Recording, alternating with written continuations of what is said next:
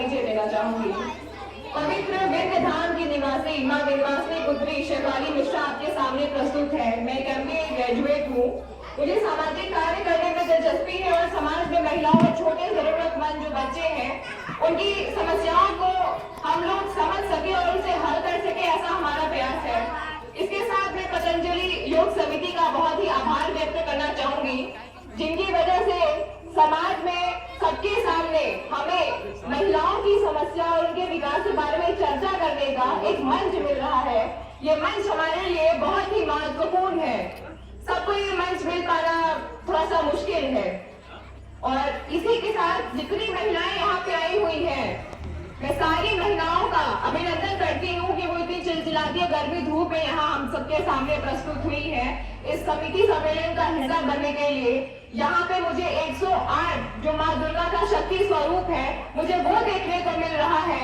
कुछ अदृश्य शक्तियाँ ऐसी हैं जो हमारे आसपास मौजूद है, मैं उन्हें नहीं देख पा रही हूँ। उन सभी शक्तियों को और आप सभी शक्तियों को मेरा नमन है।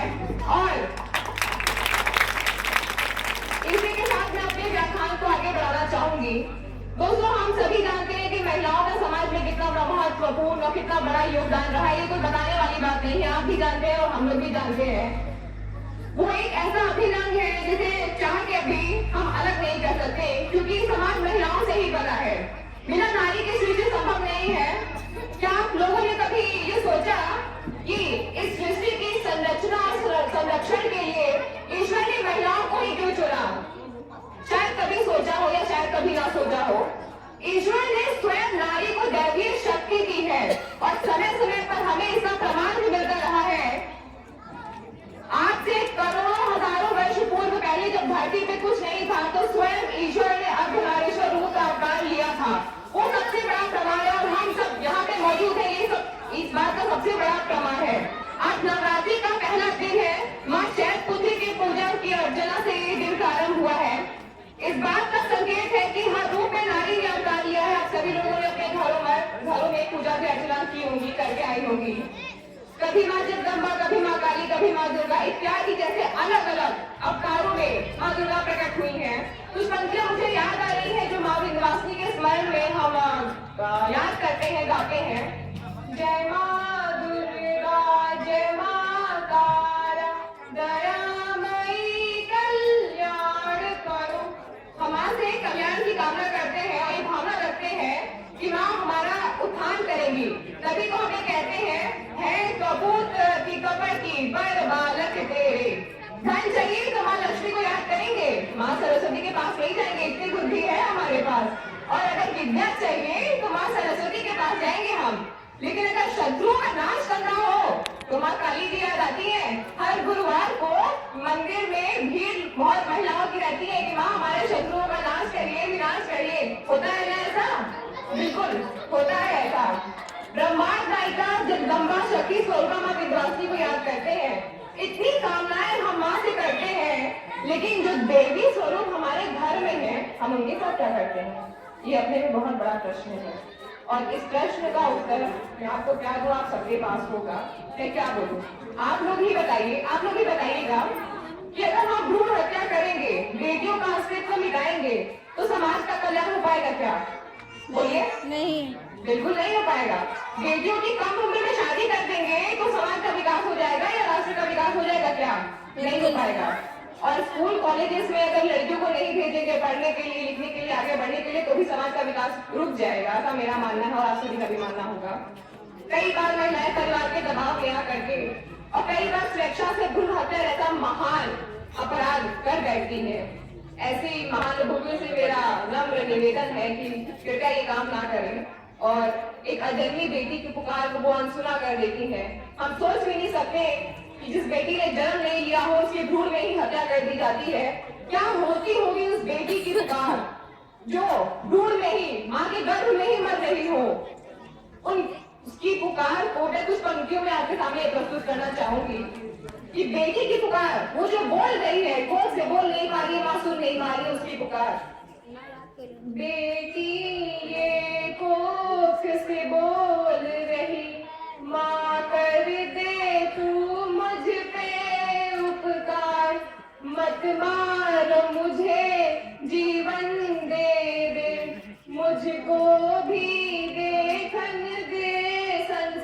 बेटी को पुकार है, जो एक माँ से बोल रही है कि मुझे संसार देखना है, माँ मुझे मत मार। बिन माँ मेरे भैया को राखी किससे बंधवाओगी। शायद इस सवाल का जो जवाब हो किसी के पास ना हो कि अगर बहन नहीं होगी तो भाई को राखी कौन बांधेगा। आगे सुनिए। मरती रही कोख की हर बेटी तो बहू कहाँ से लाओगी। बेटी ही बहन, बेटी दुल्हन, बेटी से ही होता परिवार। मत मार मुझे जीवन दे दे, मुझको भी देखने दे संसार। ये बेटी की पुकार है जिसे हम सब शायद कभी नहीं समझ सकते हैं, क्योंकि वो बहुत कष्ट में रही होगी, बहुत पीड़ा में रही होगी, और उस पीड़ा को हम सब समझ पाए, ये हमारे समझ के बाहर की बात है। राष्ट्र निर्माण कब होगा जब महिलाएं खुद अपने समुदाय के लिए सशक्त होगी और संवेदना प्रकट करेंगी। भ्रूण हत्या जैसी गंदी सामाजिक कुरीतियां मिटेंगी और भेदभाव मिटेगा, तभी राष्ट्र का निर्माण होगा। आगे बढ़ने को वो खुद प्रयास करेंगी, और अगर माँ है तो अपनी बेटी को, अगर सास है तो अपनी बहू का मार्ग प्रशस्त करेंगी कि नहीं बेटी जाओ आगे, मैं तुम्हारे साथ हूँ, मैं नहीं कर पाई लेकिन तुम करो, मैं तुम्हारे साथ हूँ। ये हौसला स्कूल कॉलेजेस में भेजेंगे अपनी बच्चियों को। विश्वास, ये बहुत जरूरी और बहुत इंपॉर्टेंट चीज है। विश्वास और संस्कृति की ऐसी नींव डालेंगी कि जिससे वो सशक्त हो और अपने बच्चों के साथ दोस्ताना व्यवहार करेंगी। कई बार बच्चियां गलत ट्रैक पे चली जाती है, कुछ गलत कर बैठती है, तो अगर माँ अपने बच्चों के साथ दोस्ताना व्यवहार करेगी तो वो कभी गलत ट्रैक पे नहीं जाएगी। एक क्वेश्चन मेरा आप सबसे है, यहाँ पे सभी महिलाएं आई हुई है, मैं पूछना चाहती हूँ। अच्छा, ये सिंपल सा क्वेश्चन है कि पिछली बार ये सम्मेलन हुआ था इस समिति में, ऐसी कितनी महिलाएं हैं जो पिछली बार भी आई हुई थी और इस बार भी आई हुई है, अपना हाथ खड़ा करें। अच्छा, आप लोग पिछली बार भी आई हुई थी, बहुत अच्छा। सबसे पहले तो मैं चाहूंगी कि महिलाओं के लिए जोरदार तालियां बजनी चाहिए, जो पिछली बार भी आई और इस बार भी आई। तालियां सबकी करनी चाहिए प्लीज, क्योंकि आपसे ही हम सभी प्रेरित होते हैं। आप आते हैं तभी हमें आने का मन करता है और बोलने का, आपको प्रेरित करने का मन करता है। और जो महिलाओं ने हाथ खड़ा किया था, एक्चुअली मैंने देख लिया कि किसने किसने खड़ा किया था, तो उनसे मेरा क्वेश्चन है कि पिछले साल में इस साल में 1 साल का अंतराल काफी लंबा हो जाए जो बीत गया है, आपके अंदर कोई बदलाव आया? महिला सशक्तिकरण से समाज में छोटा बड़ा कोई भी बदलाव अगर आया हो तो आप बोले, बताएं, क्योंकि महिला सशक्तिकरण ऐसे ही होगा। हम बोल के चले जाएं और आपसे हम फीडबैक ना ले, आप क्या सोच रहे हैं हम जाने ना, तो वहां पे कुछ नहीं होगा। आपके यहाँ से जाने के बाद आप सब भूल जाएंगे। तो कुछ भी बोलिए, बताइए आपके में कोई छोटा बड़ा कोई बदलाव आया?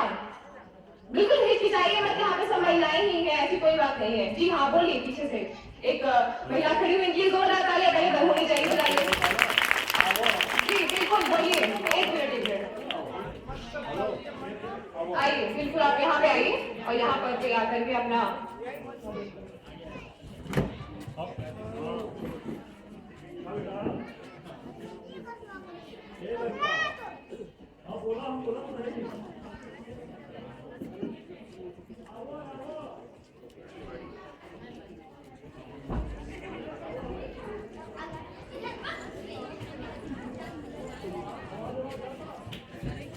इनकी बातों को आप सभी लोग ध्यानपूर्वक सुनेंगे, क्योंकि मैं चाहती हूँ कि अगले साल जब एक कार्यक्रम हो तो आप सभी यहाँ पे आए और इसी तरीके से अपने एक्सपीरियंसेस, अपने अनुभव को शेयर करें। जी बिल्कुल। नमस्कार, जैसा कि आप पूछ रहे हैं, अगर बदलाव की बात की जा रही है तो बहुत बदलाव आया है महिलाओं में। पिछले साल मैं भी यहाँ पे थी, मैंने आहार और पोषण पे आपको बताया था। तो मैं कहना चाहती हूँ कि महिलाएं आज के समय में इतनी सशक्त हो गई हैं कि वो व्हाट्सएप, फेसबुक और कंप्यूटर सभी चीजें ऑपरेट कर सकती है, वो चला सकती है।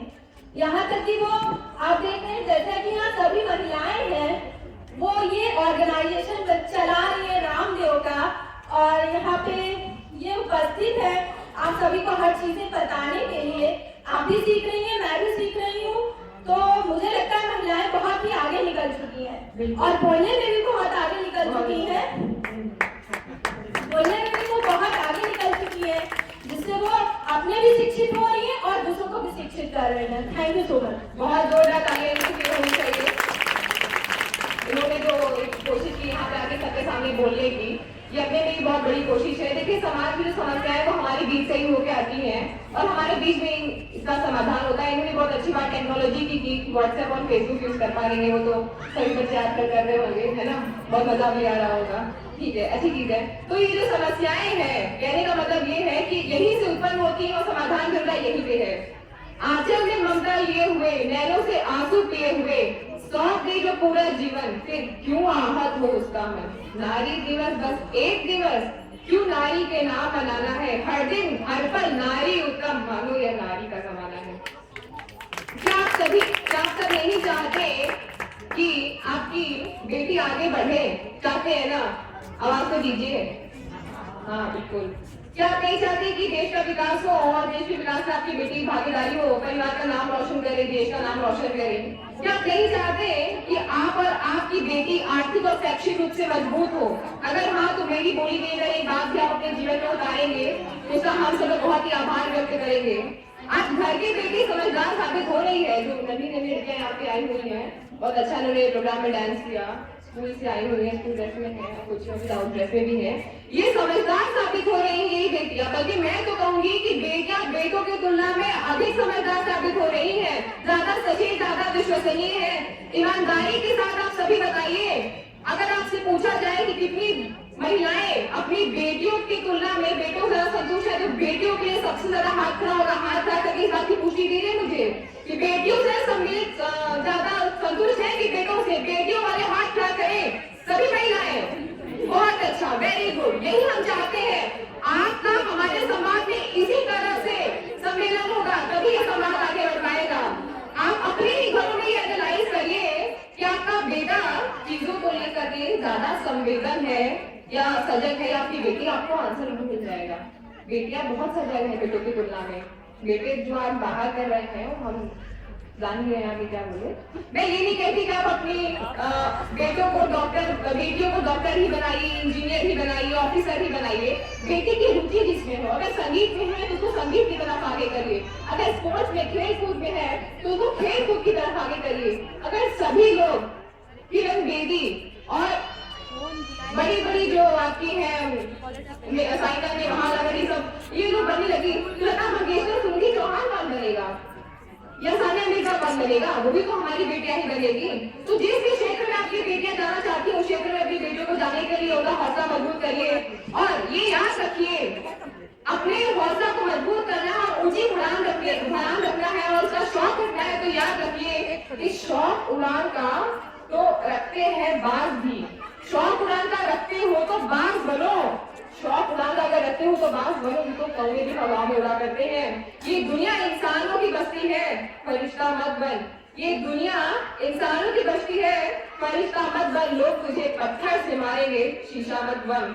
ऐसा कुछ कर कि तुझे सारा जमाना देखे, अपनी पहचान बना, भीड़ का हिस्सा मत बन। ये था स्पेशली उनके लिए जो यहाँ पे आई थी। और बहुत धन्यवाद आपको, मेरा सवाल अच्छा लगा। और एक चीज और कि जो महिलाएं पिछली बार आई थी और इस बार भी आई, उनके लिए स्पेशली एक लाइन बोलना चाहूंगी कि आप सभी को, जो पिछली बार गए और इस बार हाथ खड़ा की, आप सभी को मंजिल मिल जाएगी, भटकते ही सही। आप सभी को मंजिल मिल ही जाएगी, भटकते ही सही। गुमराह तो वो है जो भी घर से निकले ही नहीं। चंद लाइन के साथ मैं अपने शब्दों में पूर्ण विराम देना चाहूंगी। शायद कुछ लोगों ने मेरे व्यक्तित्व, मेरे व्यवहार को मिला दिया होगा, उनको समझ में नहीं आया होगा। तो मैं ये बोलना चाहूंगी कि मेरे व्यक्तित्व, मेरे व्यवहार को कभी मिलाइएगा मत, क्योंकि मेरा व्यक्तित्व मैं हूँ और मेरा व्यवहार आप पर निर्भर करता है। और इसी के साथ मैं आप सभी को नवरात्रि की हार्दिक बधाई देना चाहूंगी।